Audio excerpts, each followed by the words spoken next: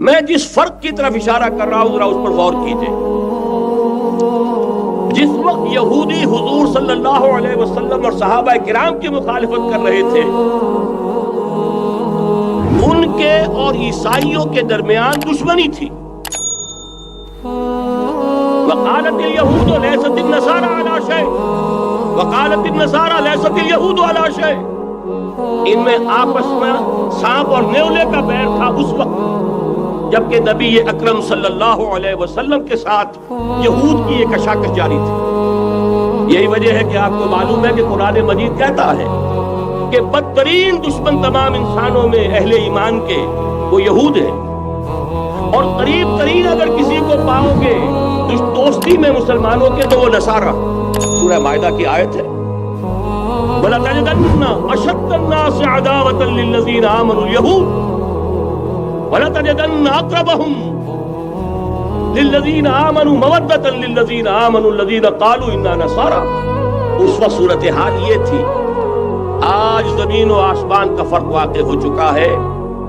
آج یہودی عیسائی پر مسلط ہو چکا. یہودیوں نے پورا عالم عیسائیت فتح کر لیا. آج پورا عالم عیسائیت یہودیت کا اعلی کار بن چکا.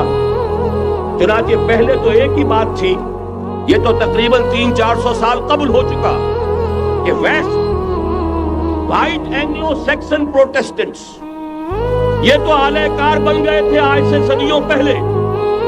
انہی کے ذریعے سے یورپ کے اندر انہوں نے سود کی اجازت حاصل کی.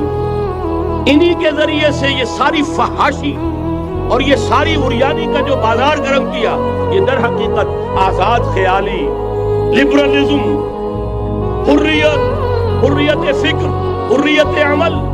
میں آزاد ہوں، میں ننگا جانا چاہتا ہوں بازار میں. آپ کون ہوتے روکنے والے؟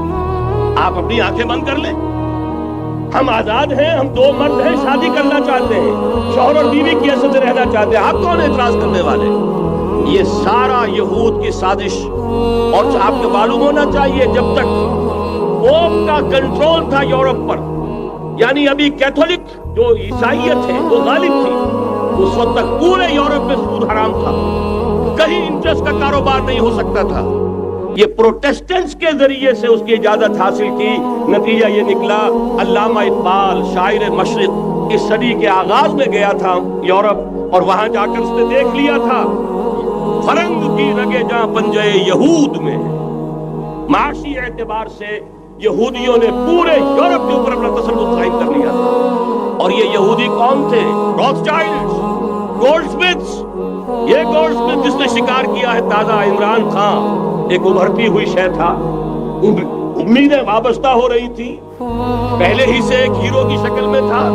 وہ اسلام کی بات کرنے چلا تھا، وہ اپنے کلچر کی بات کرنے چلا تھا. گولڈ سمتھ 5 کروڑ پاؤنڈ تو پہلی سلامی ملنے والی ہے. یہ قیمت کس شے کی دی جا رہی ہے؟ اور کیجئے، اگر وہ سارا سازشی کردار جو یہود کا ہے وہ سامنے ہو تو ہر شے آپ کے سامنے بالکل ٹرانسپیرنٹ نظر آئے گی. آپ دیکھ سکتے ہیں کہ اصل میں ہو کیا رہا ہے. بہرحال مجھے جو دوسری بات کہنی تھی وہ یہ کہ یریدون لیطفئوا نور اللہ بافواہہم اس وقت بھی یہودی تھا، آج بھی یہودی. لیکن فرق یہ واقع ہوا ہے کہ اس وقت یہودی کے کنٹرول میں عیسائی نہیں تھے، بلکہ 1200 برس تک یہودیوں کے اوپر ظلم و ستم بلکہ ہوتا رہا عیسائیوں کے ہاتھوں. پورے یورپ میں پرسیکیوٹڈ تھے.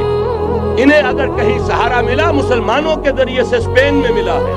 بن گوریان نے خود لکھا اپنی کتاب میں کہ ڈیورنگ دی ڈائسپورا، یہ ہمارا جو انتشار کا دور ہے 70 عیسوی سے جو شروع ہوا تھا، اس ڈائسپورا کے دوران our golden period is the period of Christian Spain. ہمارا سنہری دور وہی ہے جو مسلمان ہسپانیہ کا دور ہے. انہیں آرام ملا، انہیں پروٹیکشن ملی، انہیں عیش ملے، اور وہیں سے انہوں نے عیسائیت کے اندر نقب لگا کر اور وہاں سے اپنے راستے پیدا کیے. اور دوسرا کام یہ کیا، عیسائیوں کی عداوت کا رخ اپنی بجائے مسلمانوں کی طرف کر. یہ ہے ہوشیاری، یہ ہے چالاکی. دشمنی تو ہے، اور دشمنی کے جذبات کو ادھر کے بجائے ادھر کر دو. انگریز کیا کر کے گیا تھا ہمارے ساتھ؟ یہ کشمیر کا مسئلہ کیوں پیدا ہوا؟ انگریز نے 200 برس یا کہیں 100 برس ہندوستان پر حکومت کی تھی، اور سابق حکمران کے خلاف نفرت ہوتی ہے. جب کوئی قوم آزاد ہوتی ہے اپنے سابق حکمرانوں کے خلاف نفرت ہوتی ہے. اس نفرت کو روکا کہ ان کی آپس میں نفرت کے لیے کشمیر کی ہڈی ڈال جاؤ، آپس میں لڑتے رہے. ہمارے سے ہماری طرف دوستی کا ہاتھ وہ بھی بڑھائیں یہ بھی بڑھائیں. یہ بہت بڑی سازش تھی، ایسے ہی نہیں ہو گیا تھا. جان بوجھ کر مسئلہ پیدا کیا گیا کہ یہ پاکستانی بھی ہمارے دوست رہے، کامن ویلتھ میں رہے. یہ ہندوستان بھارت بھی ہمارا دوست رہے، کامن ویلتھ میں رہے. آپس میں لڑے، دشمنی کا جتنا جذبہ ہے وہ آپس میں طے کر لے، باقی ہمارے لیے دوستی ہی دوستی رہ جائے.